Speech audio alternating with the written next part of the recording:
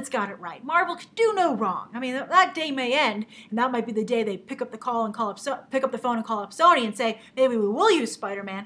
But right now, I think they are really, the king of the comic book films, and I think they want to maintain that position. I think they don't want to give out their stamp of approval to a competing franchise, even if they are stuck in bed with Sony forever, for all intents and purposes, because of that original deal made before Marvel was really into the movie business themselves. Obviously, the Spider-Man movies are one of the first big Marvel movies to come out, and look what happened.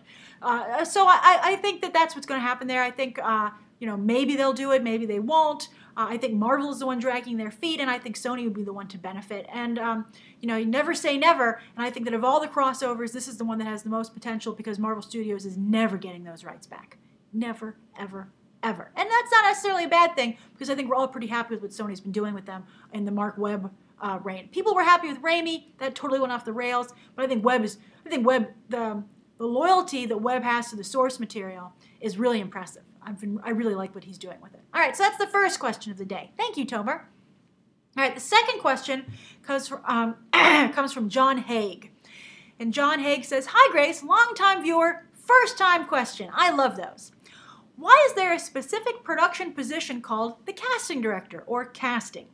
This position seems to be pretty important because it often appears right after the cast names in the films. By the way, though, when you're seeing the credits in the beginning of a movie, it goes from least important to most important after the actors. That's why writer-director go last, and right before them, the producers tend to go. So casting actually isn't hugely important, but it is important to the movie in general. But in terms of the hierarchy of power on a film, not huge. But John continues saying, "Why are the director and producer and the writer the people making such important decisions? Thanks, smiley face." Thank you, John. All right, so here's the deal.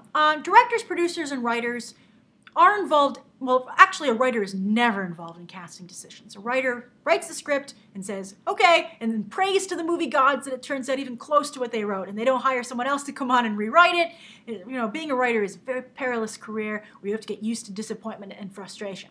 But, unless the writer also happens to be a producer on the film, or the director. But, if you're just the writer, you hand in your work and you go. Maybe sometimes I talked about the other day about the Red 2 writers, which were fortunate enough to be involved on the set, but they still wouldn't be involved in casting decisions. The director and the producer are involved in casting, but I think the producer is really the main person who has to okay it, because they're the money person. They have a responsibility to make sure this thing is, viable at the box office. They're the main proponent of deciding who stars in a film. Now, the director can be very influential. Obviously the producer wants the director to be happy, but of course there's those famous stories about Francis Ford Coppola having epileptic fits in the Paramount offices because they wanted Robert Redford to be Michael Corleone, and he was having a very hard time talking them out of it. So as you can see, the suits and the producers were the ones who were calling the shots there. But also director... TV streaming service by True Online TV and MSN FoxSports.org, the internet leaders in